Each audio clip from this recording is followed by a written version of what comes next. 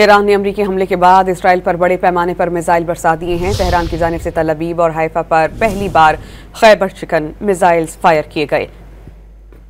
ایران کی جانب سے میزائل فائر کرنے کی ویڈیو جاری کر دی گئی ہے۔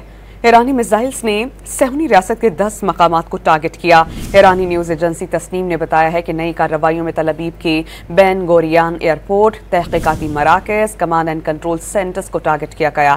اسرائیلی ایمرجنسی سروسز نے تصدیق کی کہ تل ابیب، حیفا، کارمل اور شمالی ساحلی علاقہ جات میں خیبر شکن میزائلز نے تباہی مچائی ہے۔ عرب میڈیا کے مطابق اسرائیل کے ساحلی اور مضافاتی علاقوں میں بڑے پیمانے پر تباہی اور بربادی کے مناظر دیکھے گئے۔